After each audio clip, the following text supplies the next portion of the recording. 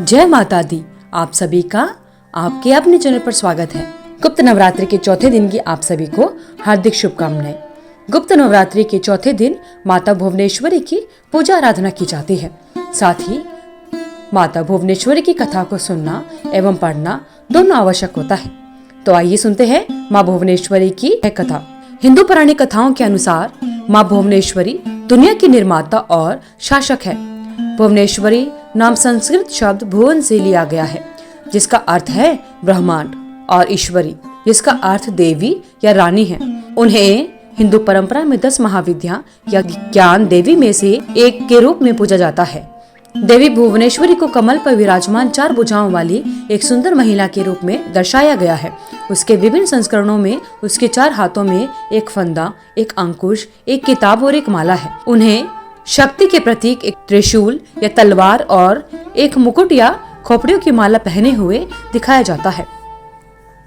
फंदा और अंकुश नियंत्रण और मार्गदर्शन का प्रतिनिधित्व करते हैं और पुस्तक ज्ञान और सीखने का प्रतीक है, और माला साधना के प्रति उनकी भक्ति का प्रतिनिधित्व करती है। उन्हें अक्सर विभिन्न आभूषणों से सजे लाल या हरे गहरे रंग के वस्त्र पहनने दिखाया जाता है। माता भुवनेश्वरी के भक्तों का मानना है कि वह सारी सृष्टि और परम वास्तविकता का स्रोत है।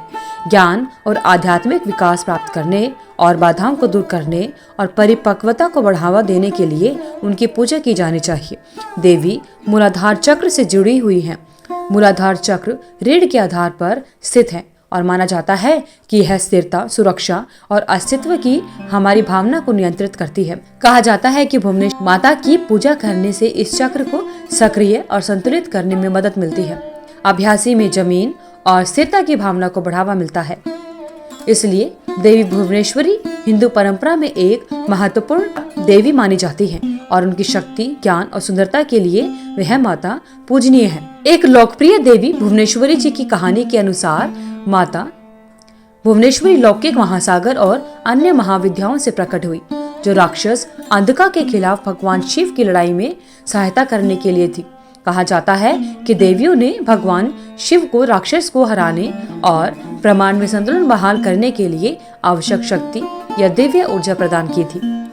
मिथक के एक अन्य संस्करण में यह कहा जाता है कि भुवनेश्वरी माता ब्रह्मांड के निर्माता भगवान ब्रह्मा के सामने प्रकट हुए और उन्हें और उनसे पूरे ब्रह्मांड पर शासन करने की शक्ति प्रदान करने का अनुरोध किया। ब्रह्मा जी ने उनकी इच्छा पूरी की और ब्रह्मांड का अवतार बन गई, जो सभी चीजों को बनाए रखने और नष्ट करने में सक्षम थी। देवी भुवनेश्वरी कहानी कहती है कि देवी भुवनेश्वरी पृथ्वी की देवी के रूप में माना जाता है और पृथ्वी या पृथ्वी के तत्व से जुड़ा हुआ है। पृथ्वी देवी के रूप में उन्हें भूमि की उर्वरता, वृद्धि, बहुतायत के लिए जिम्मेदार माना जाता है। हिंदू पौराणिक कथाओं में माता भुवनेश्वरी को अंतरिक्ष के तत्व से भी जोड़ा जाता है, जिसे प्राथमिक तत्व माना जाता है, जिससे अन्य सभी तत्व उत्पन्न होते हैं, जैसे उसे सारी सृष्टि के स्रोत के रूप में देखा जाता है। आइए अब जानते हैं माता भुवनेश्वरी की किस प्रकार पूजा आराधना करनी है। हिंदू धर्म के अनुसार माँ भुवनेश्वरी मंत्र और ज्योतिष के माध्यम से देवी भुवनेश्वरी की पूजा की जाती है। पूजा में देवी को प्रसाद और प्रार्थना की जाती है। पूजा में देवी को प्रसाद और प्रार्थना की एक श्रृंखला शामिल होती है और यह माता की छवि या मूर्ति के सामने की जाती है। देवी भुवनेश्वरी की पूजा करते समय ताजे फूल, विशेष रूप से लाल या सफेद फूल चढ़ाने चाहिए। अगरबत्ती जलाना पूजा का एक अनिवार्य पहलू होता है, क्योंकि ऐसा माना जाता है कि इससे आसपास का वातावरण शुद्ध होता है और पूजा के लिए अनुकूल माहौल बनता है। भक्ति और कृतज्ञता के प्रतीक के रूप में देवी को फल और मिठाई का भोग लगाया जाता है। मंत्रों का जाप किया जाता है, जैसे भुवनेश्वरी माता के अष्टकम या भुवनेश्वरी कवचम का अवश्य पाठ करना चाहिए। देवी भुवनेश्वरी मंत्र के जाप से भक्तों के सभी कष्ट दूर हो जाते हैं। देवी की पूजा करते समय ध्यान एक और आम अभ्यास है। भक्त अक्सर देवी के रूप और गुणों का ध्यान करते हैं और आध्यात्मिक विकास और आंतरिक शांति के लिए उनका आशीर्वाद मांगते हैं। इस नवरात्रि में गुप्त विद्याओं की सिद्धि हेतु साधना की जाती है। गुप्त नवरात्रि में तंत्र साधनाओं का विशेष महत्व होता है और तंत्र साधना को गुप्त रूप से ही किया जाता है, इसलिए इसे गुप्त नवरात्रि कहते हैं। इसमें विशेष कामनाओं की सिद्धि की जाती है। साधकों को इसका ज्ञान होने के कारण या इसके छिपे हुए होने के कारण इसको गुप्त नवरात्रि कहते हैं। वसंत और शारदीय नवरात्रि गृहस्थों और सामान्य जनों के लिए है। परंतु गुप्त नवरात्रि संतों और साधकों के लिए है। यह साधना की नवरात्रि है, उत्सव की नहीं। इसलिए इसमें खास तरह की पूजा और साधना का विशेष महत्व होता है। यह नवरात्रि विशेष कामना हेतु तंत्र मंत्र की सिद्धि के लिए होती है। गुप्त नवरात्रि में विशेष पूजा से कई प्रकार के दुखों से मुक्ति पाई जा सकती है। अघोर तांत्रिक लोग गुप्त नवरात्रि में महाविद्याओं को सिद्ध करने के लिए उपासना करते हैं। यह नवरात्रि मोक्ष की कामना से भी की जाती है। गुप्त नवरात्रि में माघ और आषाढ़ माह में आती है और इस दौरान 10 महाविद्याओं की पूजा की जाती है। इसमें माता की गुप्त रूप से पूजा की जाती है, इसलिए इसे गुप्त नवरात्रि कहते हैं। तो आइए जानते हैं माघ माह में आने वाली गुप्त नवरात्रि का घट स्थापना का शुभ मुहूर्त क्या है। हिंदू वैदिक पंचांग के अनुसार माघ माह के शुक्ल पक्ष की प्रतिपदा तिथि की शुरुआत 29 जनवरी 2025 को शाम को 6:05 पर होगी, जिसका समापन 30 जनवरी को शाम को 4:10 पर होगा। जिसके अनुसार गुप्त नवरात्रि की शुरुआत 30 जनवरी को होगी। वहीं गुप्त नवरात्रि का समापन शुक्रवार को 7 फरवरी 2025 को होगा। इस दौरान जिन 10 महाविद्याओं की पूजा की जाती है वो माँ दुर्गा के 10 स्वरूप है, जैसे माँ काली, माँ तारा देवी, त्रिपुर सुंदरी, माँ भुवनेश्वरी, माता छिन्नमस्ता, माँ त्रिपुर भैरवी, माँ धूमावती, माता बगलामुखी, माँ मातंगी और माता कमला देवी। 10 महाविद्याओं की पूजा उपासना गुप्त नवरात्रि के दौरान की जाती है। आइए अब जानते हैं गुप्त नवरात्रि की घट स्थापना का शुभ मुहूर्त। गुप्त नवरात्रि की पूजा की शुरुआत घट स्थापना के साथ की जाती है। पंचांग के अनुसार गुप्त नवरात्रि के पहले दिन घट स्थापना का शुभ मुहूर्त 30 जनवरी को सुबह 9:25 से लेकर 10:46 तक रहेगा। ऐसे में भक्तों को घट स्थापना के लिए कुल 1 घंटा 21 मिनट का समय मिलेगा। इसके अलावा घट स्थापना का अभिजीत मुहूर्त दोपहर 12:13 से लेकर 12:56 तक रहेगा। आइए अब जानते हैं गुप्त नवरात्रि का महत्व क्या होता है।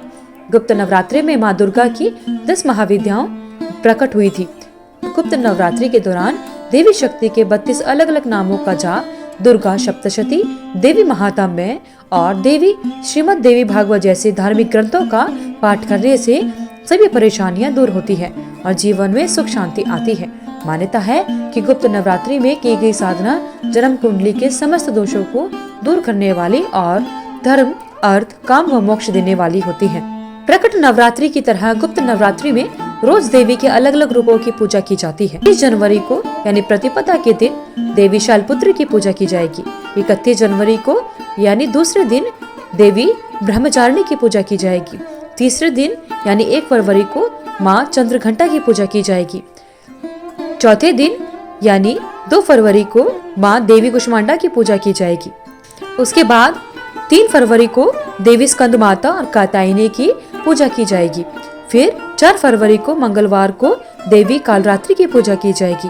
5 फरवरी को माँ देवी महागौरी की पूजा की जाएगी। 6 फरवरी को यानी गुरुवार को देवी सिद्धदात्री की पूजा की जाएगी। आइए अब जानते हैं गुप्त नवरात्रि के दौरान माँ दुर्गा के 10 महाविद्याओं की किस प्रकार पूजा आराधना की। सुबह जल्दी उठकर स्नान करना चाहिए और साफ कपड़े पहनने चाहिए। इस दिन घर और पूजा स्थल को अच्छी तरह साफ सुथरा करना चाहिए। पूजा स्थल पर वेदी स्थापित करनी चाहिए। माँ दुर्गा की मूर्ति स्थापित करें और उनका अभिषेक अवश्य करना चाहिए। माँ दुर्गा को लाल चुनरी और 16 श्रृंगार की चीजें अर्पित करनी चाहिए। माँ दुर्गा को लाल फूलों की माला चढ़ानी चाहिए। माँ दुर्गा के माथे पर कुमकुम का तिलक लगाएं। कलश स्थापित करना चाहिए। देवी दुर्गा की आरती करनी चाहिए और साथ ही माँ दुर्गा की दुर्गा चालीसा या दुर्गा सप्तशती का अवश्य पठन एवं श्रवण करना चाहिए। माँ दुर्गा के मंत्रों का अवश्य जाप करना चाहिए। अंत में घर के सभी सदस्य को प्रसाद अवश्य बांटना चाहिए। धन्यवाद। माता दुर्गा की आप सभी पर कृपा बनी रहे। धन्यवाद। अगर आपको वीडियो अच्छी लगी तो वीडियो को लाइक करें, शेयर करें, चैनल को सब्सक्राइब करके बेल आइकन को जरूर प्रेस करें ताकि आगे आने वाली सभी वीडियोस की नोटिफिकेशन आप तक समय से पहुंचती रहे। मंगलमय हो। कमेंट बॉक्स में जय माँ दुर्गा लिखना ना भूलें।